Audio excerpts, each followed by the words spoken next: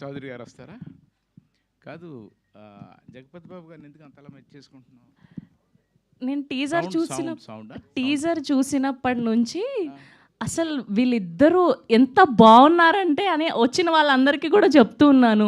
ఏంటి ఇంత గ్లామరస్గా అయిపోయారు, అసలు జస్ట్ హెయిర్ కలర్ మారిందంతే, మిగతాదంతా సేమ్ టు సేమ్ అని. నేను ఆయన అడిగా షూటింగ్ వెళ్ళగానే, మధ్యలో బ్లాక్ వేద్దాం. నో నేను ఇలాగే ఉంటాను. ఈయన బ్లాక్ వేసి ఉంటే వాళ్ళని ఇక్కడ ఉండేవాడు కాదు. అయ్యయ్యో, మొత్తం అందరూ ఆయన చుట్టూ ఉండేవారు. ఓ సారీ. కాదు బాబు, తోడు అన్నారు కదా, కాసేపు మంచి చెడులు మాట్లాడుకున్న తర్వాత మొదలెడదామని. Thank you, very good morning. చాలా వేడిగా ఉంది బయట. మా టీచర్ మిమ్మల్ని అందరినీ మంచి కూల్ చేసింది అనుకుంటున్నాను. నాకైతే చాలా హై టెంపరేచర్లో ఉన్నా టీచర్ చూసాక.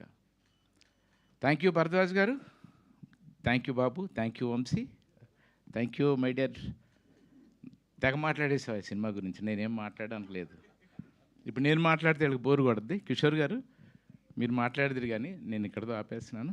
Thank you very much. Thank you Chota గారు, థ్యాంక్ యూ సో మచ్.